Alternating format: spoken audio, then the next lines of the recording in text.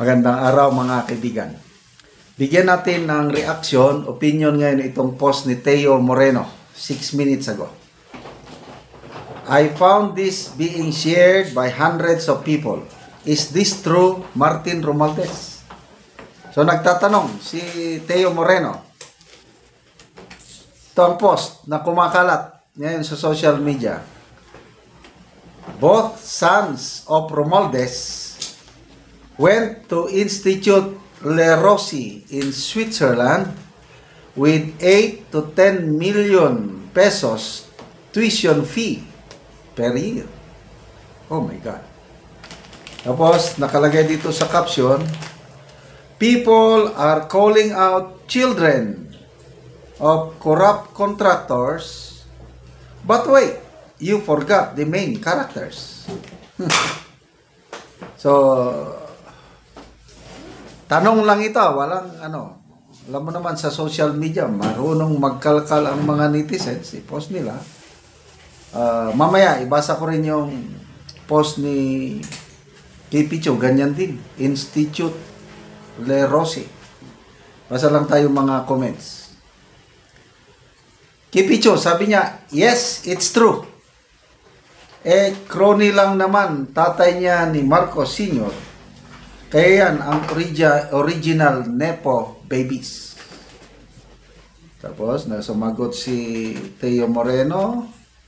Oh my God, tama ka talaga. Sana pinangalanan mo during TRICOM hearing. Alma Silvio, original Nepo baby is Bongbong Marcos. Yan, may post yan siya May post si Attorney Rowena Guanzon, topic ko mamaya. Pinagtabi niya si Bongbong Marcos na nakasuot ng mamahaling damit, katabi niya si Claudine Co. Original Nepo baby. Sa Cebu, sabi ni John Lloyd, sa Cebu last June nakabili si Martin ng mga ari-arihan. Apple Christie, those Nepo babies now should not be called Nepo. They should be klepto babies.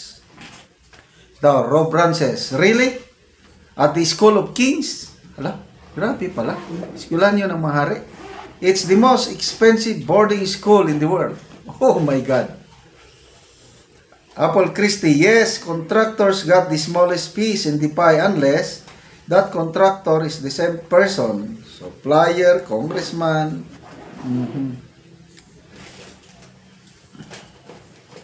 Bibi Polgo, sana all, I think more than 10 million per year. Okay po, punta tayo sa post ni Kipicho. Ito, ang kay Kipicho, share niya yung litrato ni PRRD, yung nasa eroplano pa siya, papuntang The Hague, Netherlands. Chine-check up ng isang police doctor siguro ito, o nurse. Malungkot itong post ni Kipicho, sabi niya. Ang pinakamasakit sa lahat, siya yung ginaganito, si Tatay Digong ba? Siya na walang bonggang mansyon. Correct. Ano yung bahay niya? Yung greenhouse. Nakita ko na yun, personal.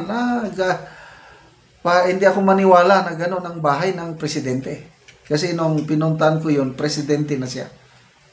2017. Siya na walang bonggang mansyon, walang anak na nakapag-aral sa abroad, siya na walang anak na nag-aral sa Institut Le Rossi. Eskwelahan pala ng mga hari ito. O anak ng mga hari. Walang anak na nagpopolo sa Spain. Sino pang kaninong anak yung nagpopolo sa Spain? Hindi ko alam. Walang anak na nag-vlog para ipakita ang 30th country visited. Kilala ko ito. Si Claudine Co. Siya na nakita mo lahat kung saan napunta ang tax mo. Ako, klaro, nakita ko. Yung pinakalsada niya, pinasemento niyang kalsada papunta sa aming liblib na farm sa Mindanao. Hindi namin makakalimutan yun. Siya lang ang presidente na napakalsada doon sa liblib na parte ng Mindanao. Siya na pinakinggan ang mga maliliit na tao. Minahal ang OFWs.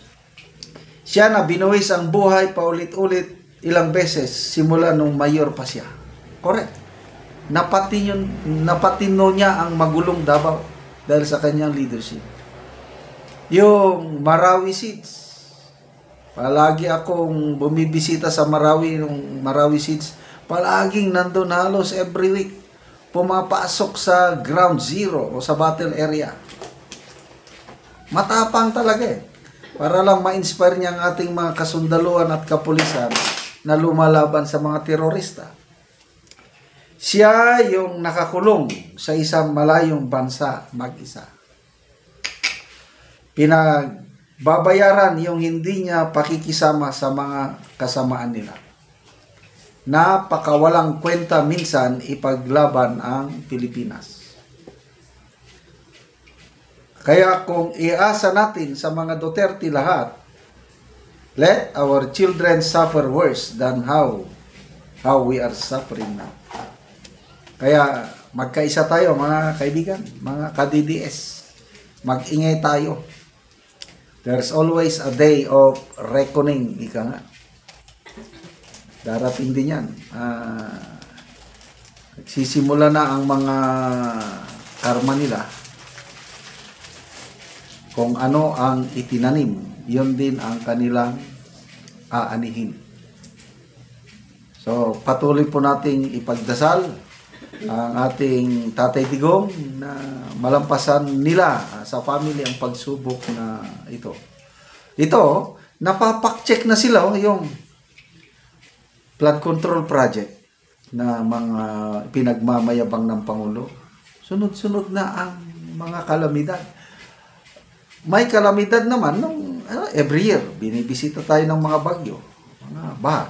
Kaya lang, hindi kasing tindi ngayon. Ito na yung God intervening in our nation para ipakita niya, bulgar niya yung katiwalian na nangyayari sa gobyerno. Sobrang katiwalian. It took the president 3 years para ma-realize kung gaano kalala ang korupsyon. Kaya ito, nagbuo na siya ng independent body, commission, to investigate itong flood control projects ng mga palpak, mga guni-guni. Binuwag niya yung Presidential Anti-Corruption Commission. Ngayon, buo ulit siya. Na-realize niya mali yung ginawa niyang pagbuwag sa PACC. So, good luck sa investigasyon na ito. Okay, salamat mga kaibigan sa inyong pagsubaybay sa ating channel. Nakakatulong kayo ng malaki sa tribong Talandig ng Bukidnon dahil ang income natin sa channel na ito pantulong sa tribo. Namimigay tayo ng mga libreng yero at pako para makapagpatayo ng tribo itong tribong ito ng mas maayos na tirahan. Panoorin nyo ang video na ito. So, muna si Kuya, mag-atop na siya karon yung Tagalog yero. So, muna ang atupan, yung abuhan.